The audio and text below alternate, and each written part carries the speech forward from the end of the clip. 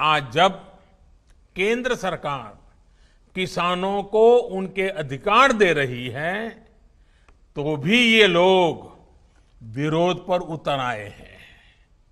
ये लोग चाहते हैं कि देश का किसान खुले बाजार में अपनी उपज नहीं बेच पाए।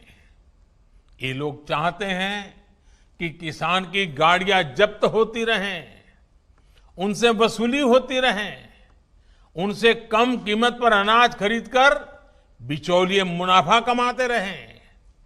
ये किसान की आजादी का विरोध कर रहे हैं।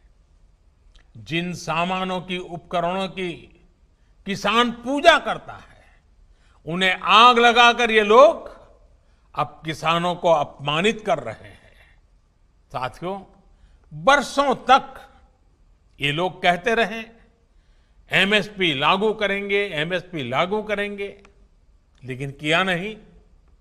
एमएसपी लागू करने का काम स्वामीनाथन कमीशन की इच्छा के अनुसार हमारी ही सरकार ने किया। आज ये लोग एमएसपी पर ही किसानों में भ्रम फैला रहे हैं। देश में एमएसपी भी रहेगी और किसानों को कहीं पर भी अपनी उपज बेचने की आजादी भी रहेगी। लेकिन ये आजादी कुछ लोग बर्दाश्त नहीं कर पा रहे हैं। इनकी काली कमाई का एक और जरिया समाप्त हो गया है, इसलिए इन्हें परेशानी है। साथियों, कोरोना के इस कालखंड में देश ने देखा है कि कैसे डिजिटल भारत अभियान ने जनधन बैंक खातों ने, रुपे कार्ड ने लोगों की कितनी मदद की है। लेकिन आपको याद होगा, जब यही काम हमारी सरकार ने शुरू किए थे तो ये लोग इनका कितना विरोध कर रहे थे। इनकी नजरों में देश का गरीब, देश के गांव के लोग अनपढ़ थे, अज्ञानी थे। देश के गरीब का बैंक खाता खुल जाए, वो भी डिजिटल लेन देन करें, इसका इन लोगों ने हमेशा विरोध किया। साथियों, देश ने ये भी देखा है कि जब वन नेशन वन टैक्स की बात आई, जीएसटी की बात आई, तो फिर ये लोग फिर विरोध करने के लिए मैदान में आ गए। जीएसटी की वजह से देश में घरेलू सामानों पर लगाने वाला टैक्स बहुत कम हो गया है। ज्यादातर घरेलू सामान, रसोई के लिए जरूरी चीजों पर टैक्स अब या तो नहीं है या फिर 5% से भी कम है। पहले इन्हीं चीजों पर ज्यादा टैक्स लगा करता था, लोगों को अपनी जेब से ज्यादा पैसे खर्च करने पड़ते थे। लेकिन आप देखिए, इन लोगों को जीएसटी से भी परेशानी, ये उसका मजाक उड़ाते हैं, उसका विरोध करते हैं। साथियों, ये लोग न किसान के साथ है, न नौजवान के साथ, और न ही देश के वीर जवान के साथ है। आपको याद होगा, जब हमारी सरकार वन रैंक वन पेंशन लाई, उत्तराखंड के हजारों पूर्व सैनिकों को भी उनका अधिकार दिया, तो ये लोग इसका भी विरोध कर रहे थे। वन रैंक वन पेंशन लागू करने के बाद से सरकार पूर्व सैनिकों को लगभग 11,000 करोड़ रुपए एरियर के तो दे चुकी है। यहां उत्तराखंड में भी 1 लाख से ज्यादा पूर्व सैनिकों को इसका लाभ मिला है। लेकिन इन लोगों को वन रैंक वन पेंशन लागू किए जाने से हमेशा दिक्कत रही। इन लोगों ने वन रैंक वन पेंशन का भी विरोध किया।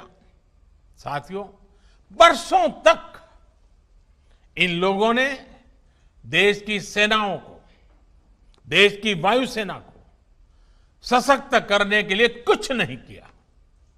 वायुसेना कहती रही कि हमें आधुनिक लड़ाकू विमान चाहिए, लेकिन ये लोग वायुसेना की बात कभी नहीं सुनी, उसको नजरअंदाज करते रहे।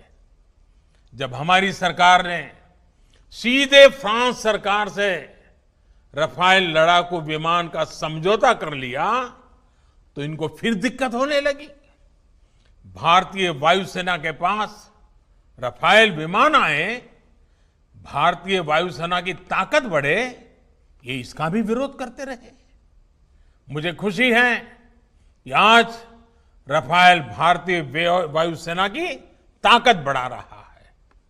अंबाला से लेकर के लेह तक उसकी गर्जना भारतीय जांबाजों का हौसला बढ़ा रही है।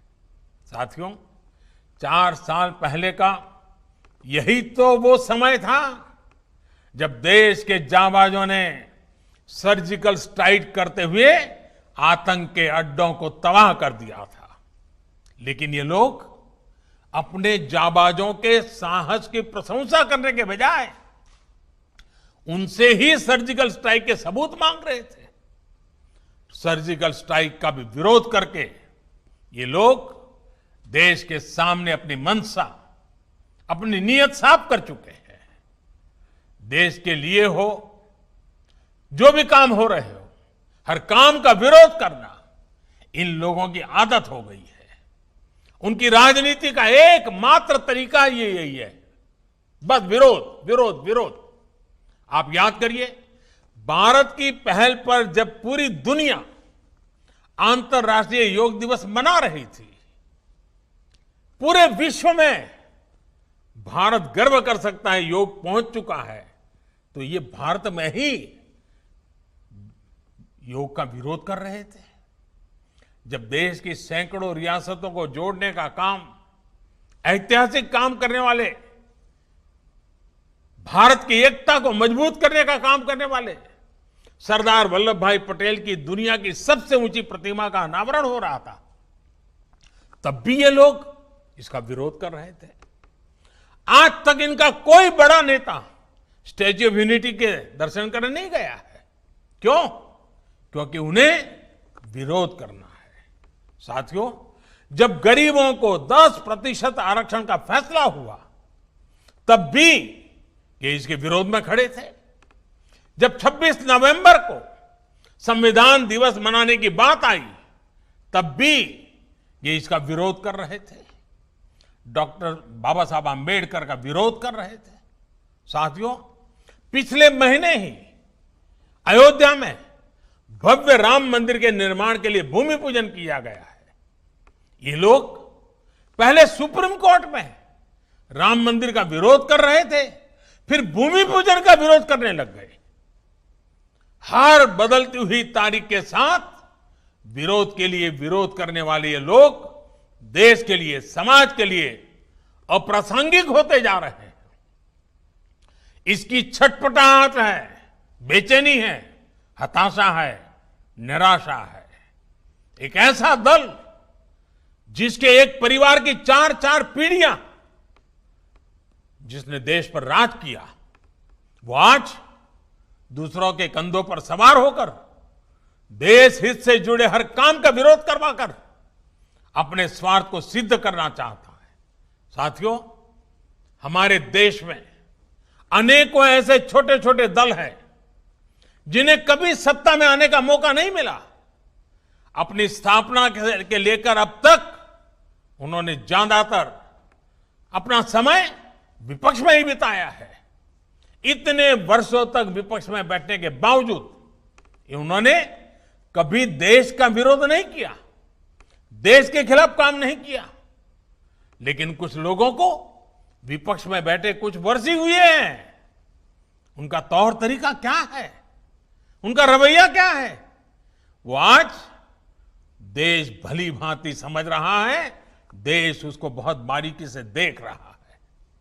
इनकी स्वार्थ नीति के बीच आत्मनिर्भर भारत के लिए बड़े रिफॉर्म्स का ये सिलसिला देश के संसाधनों को बेहतर बनाने का ये सिलसिला देश हित में है, देश की गरीबी से मुक्ति के अभियान के लिए है, देश को ताकतवर बनाने के लिए है। और ये निरंतर जारी रहेगा। एक बार फिर आप सभी को विकास के सभी प्रोजेक्ट्स के लिए मेरी तरफ से बहुत बहुत बधाई देता हूं और फिर से मैं यही आग्रह करूंगा, आप अपना ध्यान रखिए, स्वस्थ रहिए, सुरक्षित रहिए। बाबा केदार की कृपा हम सभी पर बनी रहे, इसी कामना के साथ बहुत बहुत धन्यवाद। जय Gange. Now be the first to know about the latest updates on our new news app. Go on your Android or iOS, search for HW News Network. Download our app, choose the language you prefer to get updates in, and be up to date with the latest news. If you like this video, please share it, and we would love to hear your comments in the comments section down here. Also, please do like our Facebook page and follow us on Twitter to get minute-to-minute news updates. For more such shows and videos, well, subscribe to our YouTube channel.